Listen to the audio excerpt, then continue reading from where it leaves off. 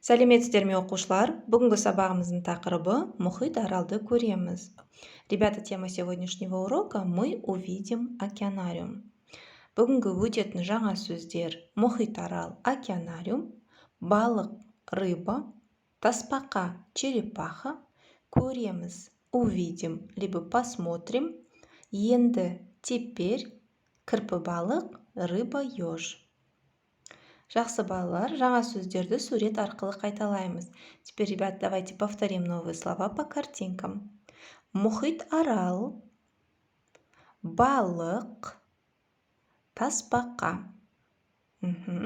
Теперь давайте прочитаем предложение, используя новые слова.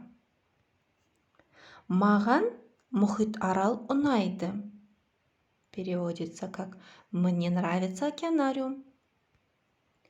Мұхит аралда балық көп. В океанариуме много рыб. Мынау үлкен тасбақа.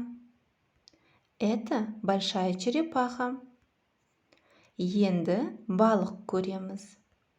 Теперь увидим рыб. Ребята, обратите внимание на новые слова и как они использованы в предложении. Келесі бірінші тапсырма, диалог берілген, диалогты оқимыз. Әке, енді мұхит аралға барамыз ба? Жарайды балам, барамыз. Әке, мынау не? Бұл тасбақа. Әке, мынау қандай үлкен балық? Я, балам, енді кірпі балықты көреміз. Ребята, самостоятельно несколько раз прочитайте данный диалог, приостановив видео. Затем ознакомьтесь с переводом. Енді келесі екінші тапсырма сіздерге сөйлем берілген, сөйлемді дұрыс құрастырып жазамыз. Во втором задании вам даны предложения, в них слова даны в разброс. Ваша задача составить предложение в правильном порядке и записать его в тетради. Ребята, приостановите видео и попробуйте это сделать. Енді өз-өзімізді тексереміз. Теперь давайте сделаем самопроверку. Первое предложение должно быть ертең демалыс күні. Мен демалыста қыдырамын. Ертең әкеммен, анаммен мұхит аралға барамын. Саған мұхит арал ұнай ма? Мұхит аралда үлкен балық көреміз. Ребята, я думаю, ваше предложение тоже правильное. Келесі назар аударайық, яғни ереже.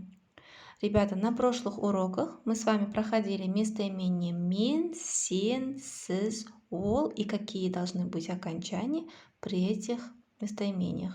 Сегодня мы будем говорить о местоимениях біз, сендер, сіздер, олар. И, конечно же, о окончаниях, которые используются при этих местоимениях. То есть біз барамыз, сендер барасыңдар, сіздер барасыздар, олар барады. Такие вот окончания будут при местоимениях біз, сендер, сіздер, олар. Окончания выделены жирным шрифтом. Эти окончания, если слова твердые. Если глагол будет мягким, то окончания будут біз көреміз, сендер көресіңдер, сіздер көресіздер, олар көреді. Жақсы балалар, түсінікті болса, келесі тапсырма орындаймыз. Үшінші тапсырма. Сұрақтарға ауызша жауап береміз. По третьему заданию я задам вопрос, на который нужно ответить устно по картинкам. Сендер мұхит аралда не көресіңдер? Что вы увидите в океанариуме? Первая картинка – черепаха, то есть я должна сказать «мы увидим черепаху». Правильно будет «біз мұхит аралда тасбақа көреміз». То есть мы используем местоимение біз, поэтому окончание будет міз, көреміз. Мгм.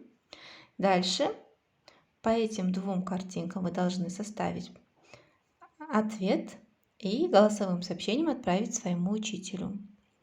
Келесі үй жұмысы 5-ші тапсырма. Сурет бойынша сөйлемдерді аяқтаймыз. Вам даны картинки, их нужно дописать в тетради. Мысалға, бірінші суретте тасбақа берілген, иә? На первой картинке вам изображено черепаха. Как же мы допишем это предложение? Қандай үлкен тасбақа. То есть какая большая черепаха. Да? Дальше остальные 3 предложения дописывайте самостоятельно в тетради и затем отправляйте своему учителю. Ендігі сабағымыз аяқталды. Сау болыңыз.